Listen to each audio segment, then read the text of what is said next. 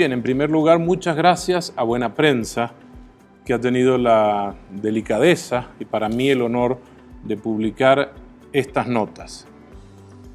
Cuando el Papa Francisco el año pasado, estamos hablando del 2017, a principios del año pasado, a la Iglesia para decirles que en el 2018 tendríamos un sínodo para rescatar de mis cuadernos de ejercicios espirituales que yo hice con el padre, en ese entonces, el padre Jorge Bergoglio, que hoy es el Papa Francisco, me pareció muy importante porque él me fue ayudando y guiando. Yo iba con una gran inquietud vocacional, estamos hablando de fines de los años 70 y mediados de los 80, y él en los ejercicios espirituales fue intercalándome meditaciones y procesos que tenían que ver con la vocación. Y entonces me hizo hacer como una larga lista de los llamados en la Biblia. Entonces mis meditaciones, aparte de la de los ejercicios, tenía que ver con esta lista de llamados. Y yo ahí descubrí que hay como una especie de siempre una conexión entre los llamados. Y yo de esos cuadernos míos de ejercicios espirituales, yo no me estaba dando cuenta que el padre Jorge Bergoglio me estaba guiando por un camino que yo después entendí que se llama Lectio Divina. La Lectio Divina es una metodología que él me la fue haciendo sin decirme lo que era. Entonces, cuando el Papa Francisco llama a la Iglesia para este tema principal de la vocación, los jóvenes, la fe y el discernimiento vocacional, me pareció que era hora de abrir mis cuadernos y poner en un formato de Lectio Divina 21 ejercicios que yo hice guiados por él, que son ejercicios simplemente de cómo Dios llama a través de la historia de la salvación y cómo hay que entender esa historia de la salvación. Y yo creo que tal vez lo más importante es que entendamos que así como Dios llamó a Abraham, así como Dios llamó a Isaac, así como Dios llamó a los profetas, a Samuel, etcétera, a Pedro, a Mateo, a San Pablo, a la Virgen María, en todos estos llamados hay como una línea, y esa línea es la que nosotros entendemos que estamos dentro de esa línea. La historia de la salvación no ha terminado. Nosotros somos parte de la historia de la salvación. Lo que se terminó es la revelación. Ya no hay revelación, ya no va, o sea, sabemos por fe que no va a haber más revelación, pero también sabemos por fe que nosotros seguimos en esa misma línea, que es ahora la Iglesia, y que todos nosotros tenemos un llamado, y el aporte de este libro es cómo llama Dios a las diferentes personas.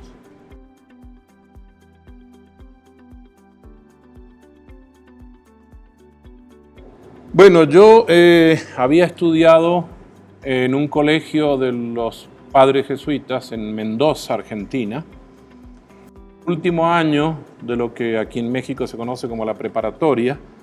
En el último año los jesuitas nos ofrecieron una especie, vamos a decirlo así, de probadita, de bocadito de los ejercicios espirituales. Tenían un sacerdote que estaba dando estos ejercicios y a mí me llamó mucho la atención, a mí me cambió mucho la vida y la perspectiva. Aunque yo vengo de una familia católica, practicante, permanente, seriamente católica, el encuentro con Jesús tiene otra óptica diferente. Es como si nosotros estamos viendo a Jesús, pero nos ponemos un lente para verlo mejor. Esa es la experiencia de los ejercicios ignacianos. Pero a mí me gustó tanto que yo dije, yo quiero hacer la experiencia completa. Y entonces, lentamente, nosotros teníamos un grupo de formación y de apoyo a los padres jesuitas que se llamaban los cooperadores para ejercicios espirituales. Estoy hablando de fines de los años 70. Y yo decidí, si quiero ser un buen cooperador, tengo que conocer bien, y entonces empecé a hacer quería hacer el mes de ejercicios y quería revisar mi vocación. Quería saber a qué me estaba llamando el Señor. Entonces yo dije, ¿quién será que me puede ayudar? ¿Quién está haciendo esto en forma personalizada? Porque a veces el problema es cuando uno Le dicen, va a haber una tanda de ejercicio, pero no tiene el tiempo, se puede ubicar en otro lado. Dice, el que hace eso es el padre Jorge Bergoglio, que en ese momento él era el provincial de los jesuitas y yo me trasladaba a Buenos Aires para hacer el mes de ejercicio y después todos los años, 2 veces al año, hacía una semana o 2 semanas a veces también, porque yo entendí que la importancia de tener una vida espiritual clara era decisivo para la vida en que uno lleva. Y cuando hablamos de vocación, y yo quisiera hacer esto muy enfático, la vocación no es solamente que, yo quiero que tú seas cura o yo quiero que tú seas religiosa.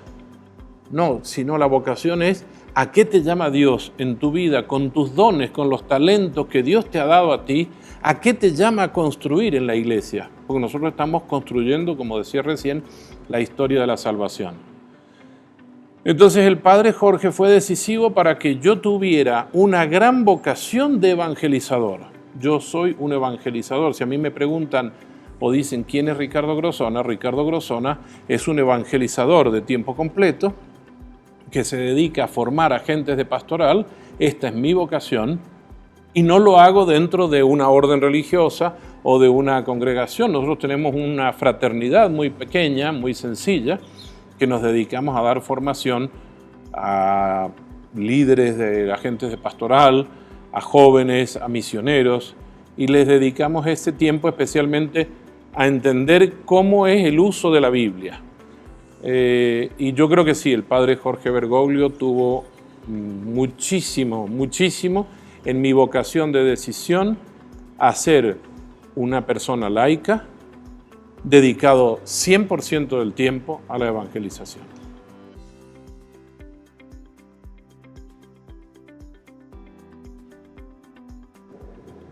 ¿Qué papel juegan los jóvenes en la iglesia? Es una pregunta muy interesante y yo agradezco que me la hayan hecho y me gustaría dirigirme a ti, pero también dirigirme a los jóvenes que nos puedan escuchar a través de este medio.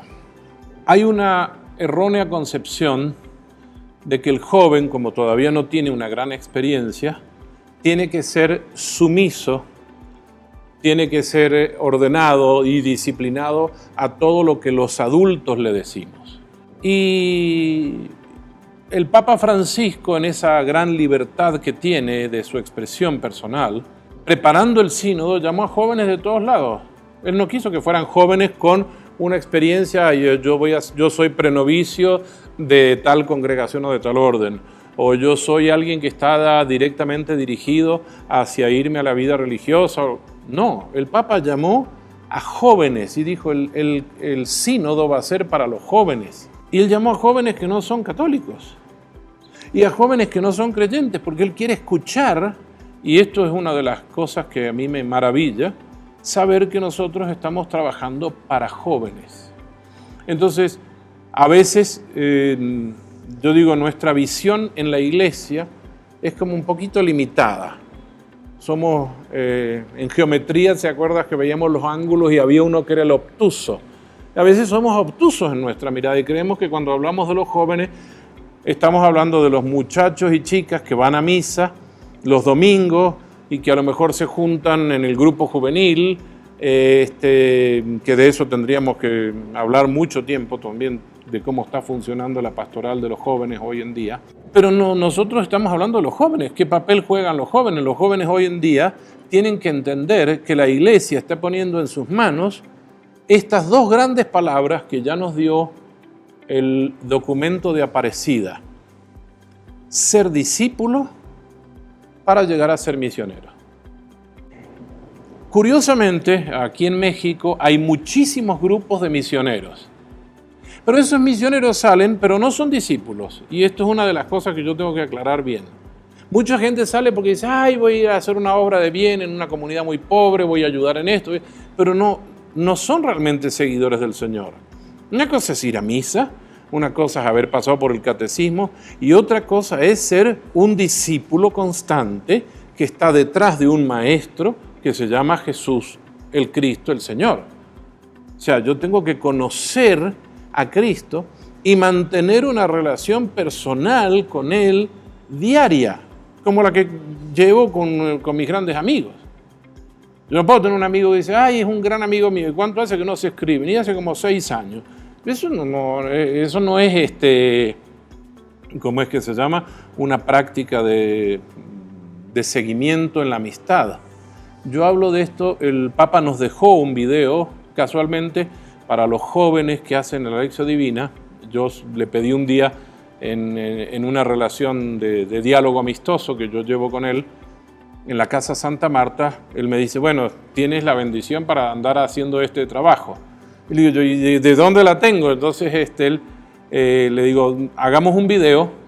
Yo muy inexperto con mi teléfono, el teléfono que ando conmigo, y él nos dijo una cosa muy interesante en ese video. Para seguir a Jesús hay que tener un encuentro diario, y lo tenemos en el Evangelio, no lo tenemos en otro lado. Y entonces ese encuentro nos va a llevar a nosotros, es del Jesús de todos los días, que uno lo encuentra a través de una palabra, a través de un gesto, a través de alguna cosa que dice Jesús, que llama la atención en mi vida, y mi vida se va modificando, y ahí es donde nosotros tenemos que aprender a rezar. Por eso yo quisiera decirles a todos los grupos que trabajan en cuestiones misioneras, antes de ser misionero hay que ser discípulo. Por eso este libro que ustedes han tenido la gentileza de imprimir nos puede ayudar a nosotros a entender cómo en esa vocación Dios nos va llamando y nosotros hacemos oración, que eso es otro tema interesante. No hacemos oración para cambiar la voluntad de Dios. Ay, Señor, que me vaya bien en el examen.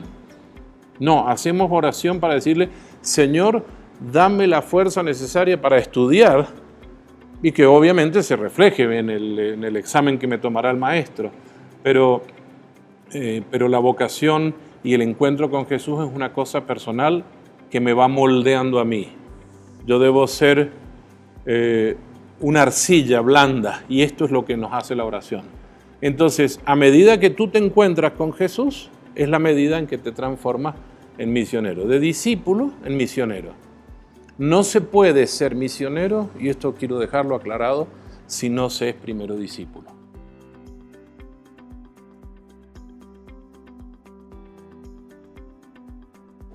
Si yo creo que todos podemos ser llamados, no. Estoy convencido de que todos somos llamados. Todos. Cuando tengo a veces grupos que me están escuchando, cuando doy alguna conferencia, algo así, le digo, mire, agarre y tóquese.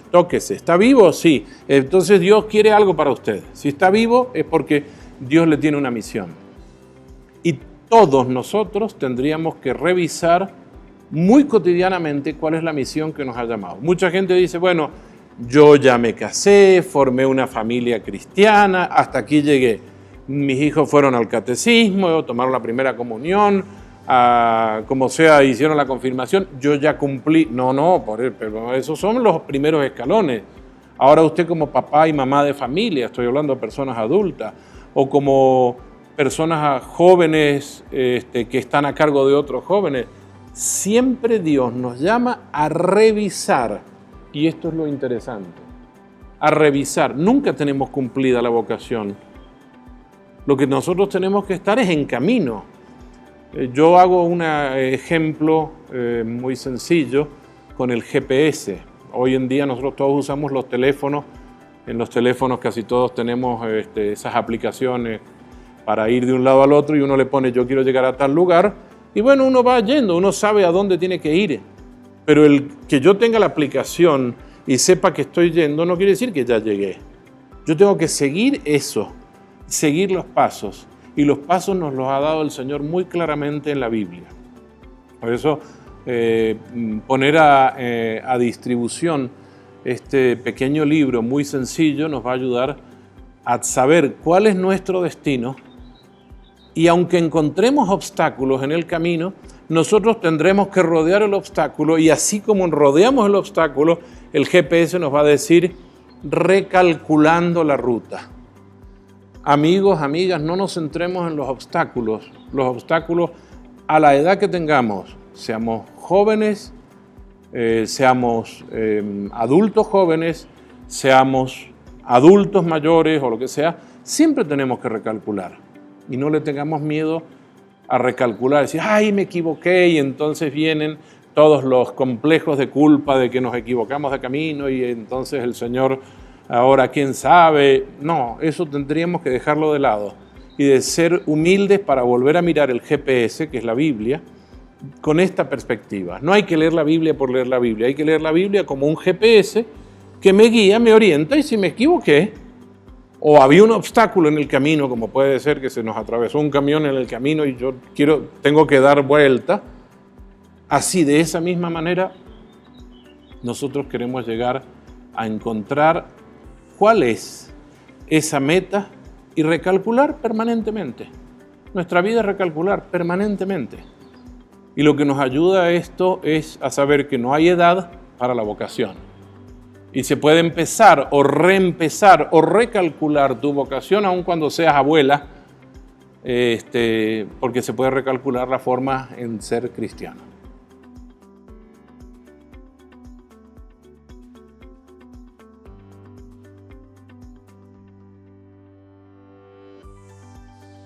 Es un libro que, si bien a mí me inspiró reeditar todas mis notas de ejercicios espirituales, pensando en este sino de los jóvenes y la fe y la vocación, yo diría, hablemos de nuestra fe y de nuestra vocación y de nuestro llamado. A veces, no sé, hay santos en la iglesia, hay un santo muy bonito que es San Agustín, que pone en sus confesiones: oh hermosura siempre antigua y siempre nueva, qué tarde te conocí. No importa la edad que tengas, cualquier edad es buena para mirar el GPS y redireccionar o recalcular la dirección a donde vamos. O sea que, si bien lo hemos preparado especialmente para grupos de jóvenes, y yo diría que es un material para esos jóvenes que están haciendo retiros espirituales y no saben qué inventarse, no se inventen nada, porque aquí hay 21 meditaciones que ustedes pueden hacerle hacer a la gente. No solamente decirlas, sino hacer que la gente realmente se ponga en oración, los jóvenes se pongan en oración. A veces nosotros en los retiros espirituales nos dedicamos a tener grupos que solamente, no sé, hacen dinámicas, cantan cosas bonitas y qué sé yo, y son cosas emotivas. El otro día me llegó un mensaje de un amigo que es muy profundo y me dice: tengo varios amigos que se fueron a las sectas y eran todos de los grupos juveniles, pero ¿qué creen? Que cantando el padre Abraham tenía muchos hijos, ellos iban a aprender algo. Yo creo que lo más importante es que nosotros tomemos la esencia de nuestra vida que está dentro o marcada en la historia de la salvación y encontremos lo que tenemos que hacer para darle respuestas al Señor. No importa si no hayamos llegado a la meta, lo que importa es que estemos en el camino hacia la meta. La meta es el Señor Jesús, así que el Señor no nos va a juzgar si lo hicimos o no lo hicimos, sino si realmente estábamos en el camino. Creo que es un libro que nos puede servir a todos.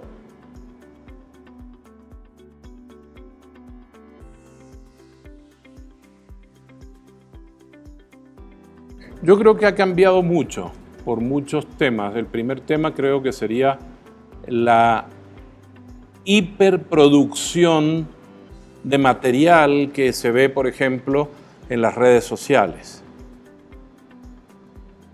La experiencia de Dios antes de las redes sociales era como muy diferente a lo que es ahora. ¿Por qué? Porque, bueno, uno tenía los libros. Hoy tenemos muchas cosas para encontrarnos con el Señor Jesús. Lamentablemente, lo que nosotros tenemos que educar es en el criterio para la selección del material. Porque hoy en día cualquiera es un publicador de cosas en Internet. Yo puedo poner en mi muro de Facebook, no sé, una idea y qué sé yo, y se la mando para que la vean otros amigos míos y ellos la reenvían y qué sé yo, y resulta que la idea no es una idea clara o no es una idea seria o no es una idea dentro de nuestra doctrina cristiana. Entonces, yo creo que sí, hay más posibilidades, y yo diría que los jóvenes hoy en día, me gustaría que escucharan toda la idea completa que voy a decir, no la corten, que hay más espiritualidad hoy que hace unos cuantos años atrás. Pero esa espiritualidad no significa que seamos más católicos. Hay más ansia de la espiritualidad. Hoy el problema es en las redes sociales, cómo se mezcla el budismo, cómo se mezclan los mantras, cómo se mezcla el hinduismo, el taoísmo con nuestra fe cristiana, y a veces se confunden muchas cosas. Por eso yo creo que es muy importante a los jóvenes proponerles cosas que la Iglesia nos ha dado como resultado de los 2000 años de experiencia, y ponerla a lo mejor en lenguajes modernos. El libro sigue siendo siempre un libro, pero el lenguaje moderno del Internet, de las preguntas, hoy en día los jóvenes quieren hacer muchas preguntas, y nosotros tendremos la oportunidad de responderle a esas preguntas siempre y cuando nosotros seamos discípulos. Vuelvo a insistir en este tema. Para poder ser misioneros, se puede ser misionero aún a través del Facebook.